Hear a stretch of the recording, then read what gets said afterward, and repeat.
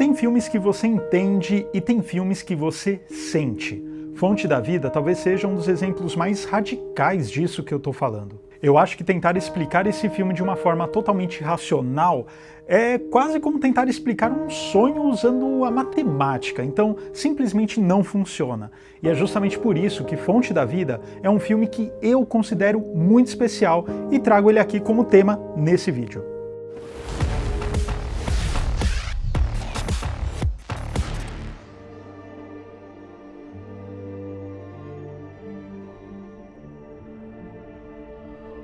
Fonte da Vida foi lançado em 2006 e talvez seja o filme mais ambicioso conceitualmente da carreira do Aronofsky. E por conta disso também é o mais incompreendido na maior parte das vezes.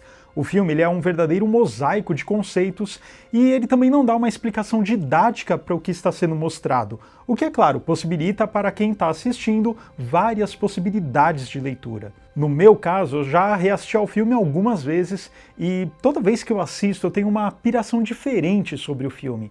E isso não quer dizer que as minhas interpretações anteriores estavam erradas e que a mais atual é a mais completa ou a mais correta. Isso de forma alguma, tá? O que eu tô falando aqui é apenas uma questão de sensação do momento. E guarde essa palavra aqui, sensação. Bem antes, lá nas minhas primeiras leituras sobre esse filme, eu tentava fazer uma espécie de costura muito lógica da trama. Então eu tentava aplicar sentidos mais denotativos e objetivos a tudo que aparecia em tela.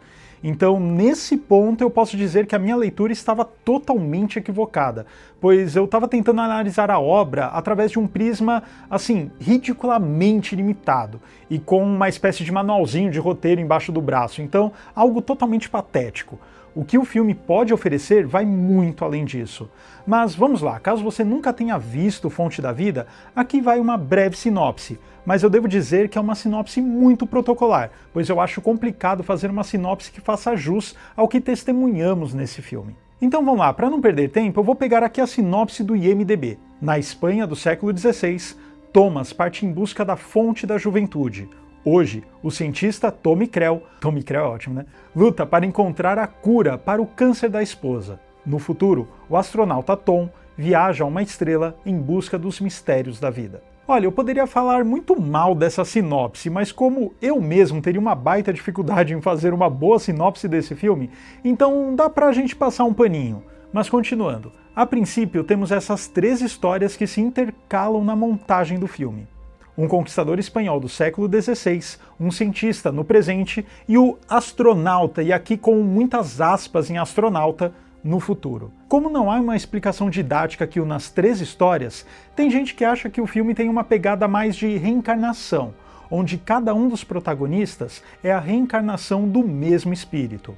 Há também a possibilidade do astronauta ser o cientista no futuro que, em busca da cura do câncer da esposa, buscou a imortalidade e praticamente a conseguiu, podendo sobreviver por sabe-se lá quantos anos e viajar até Xibalba, uma estrela que está prestes a se tornar uma supernova. E a história do conquistador espanhol seria apenas um espelho de sua busca que foi colocada no papel pela sensibilidade de Izzy, a sua esposa.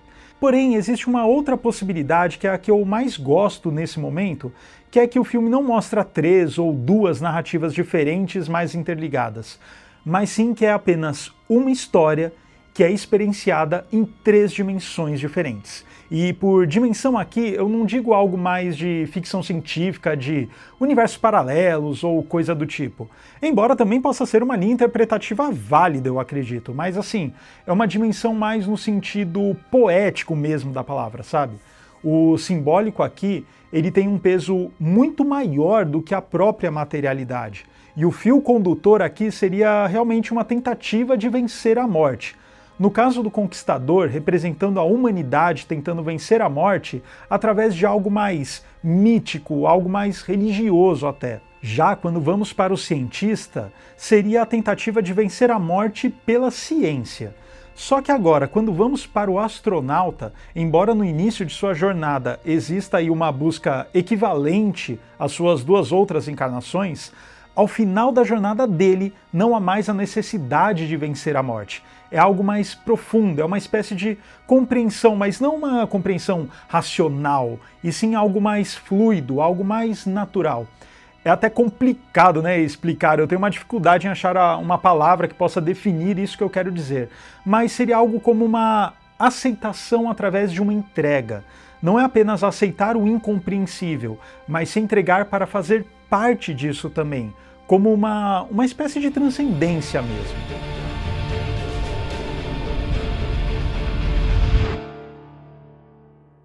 E eu acho que é justamente aí que o filme começa a revelar a sua verdadeira força.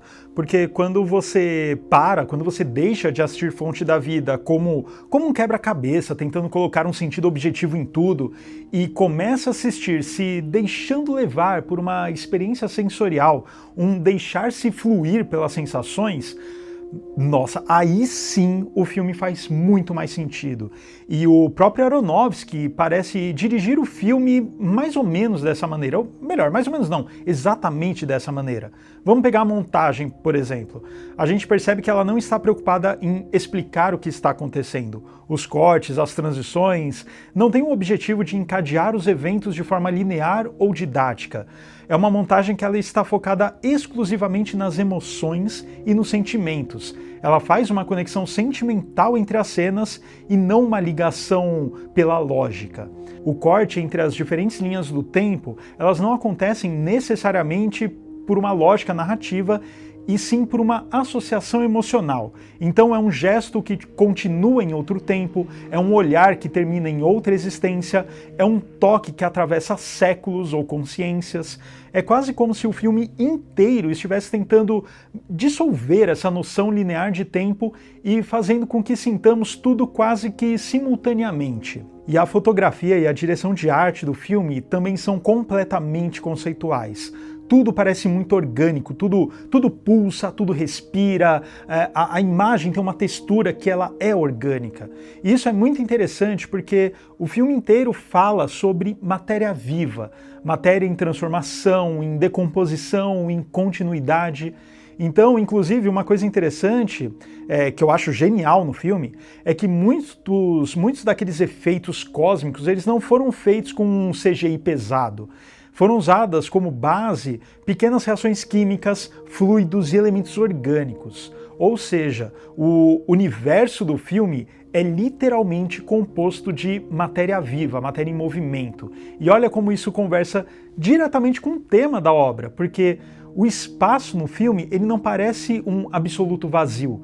Ele tem um quê de biológico, dá até para viajar na maionese e dizer que o universo aqui é como um grande útero, um cosmos infinito, porém que em sua essência é um organismo único. Por isso também, Fonte da Vida é uma obra com um caráter muito mais contemplativo. O filme ele tem planos longos, você tem tempo de apreciação, tempo de contemplação e, é claro, um tempo para sentir. A própria trilha sonora do Clint Mansell também opera muito nesse sentido. Aquela repetição constante das melodias cria uma sensação hipnótica, meio que meditativa, e isso ajuda muito na sensação de transcendência que o filme constrói.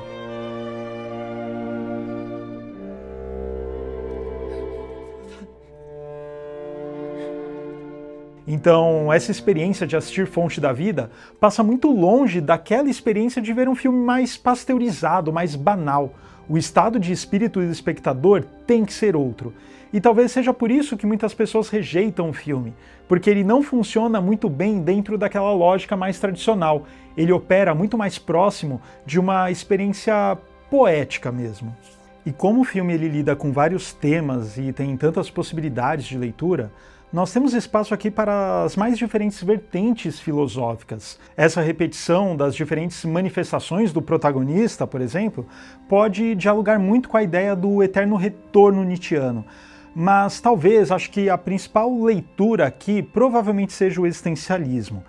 E agora isso que é legal, isso tanto na narrativa do filme, como também na nossa própria experiência de assisti-lo. Pois a história trata muito sobre a incapacidade humana de lidar com a finitude. Vamos lá, vai ficar mais claro. O Tommy ele não está apenas tentando salvar a Izzy, ele está tentando impedir que o universo siga uma regra que ele considera inaceitável.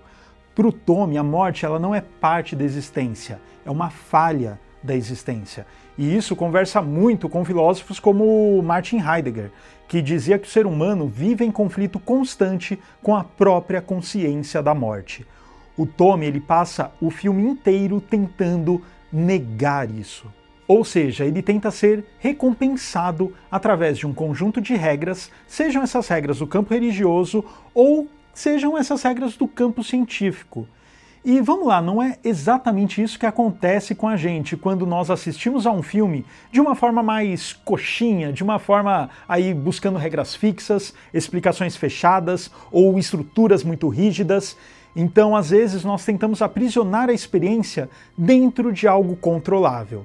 Mas no final do filme existe a transcendência. E é aí que o filme também encosta muito no budismo, porque no budismo o sofrimento nasce do apego e o Tommy é completamente consumido pelo apego. Ele não consegue aceitar a impermanência, ele não consegue aceitar que tudo é transitório.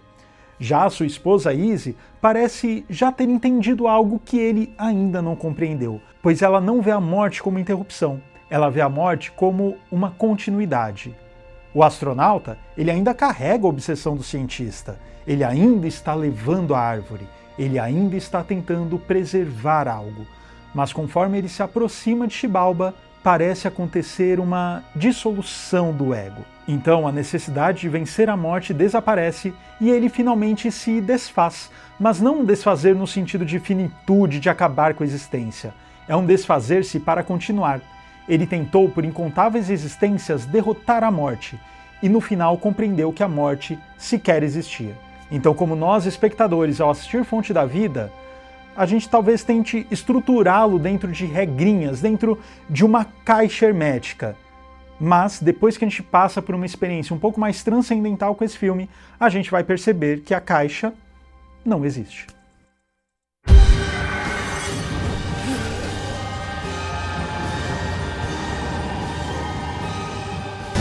Que raiva eu ter de cortar essa música maravilhosa e acabar com o clima aqui do vídeo. Mas você sabe, né? Se eu não cortar essa música, o YouTube, ó...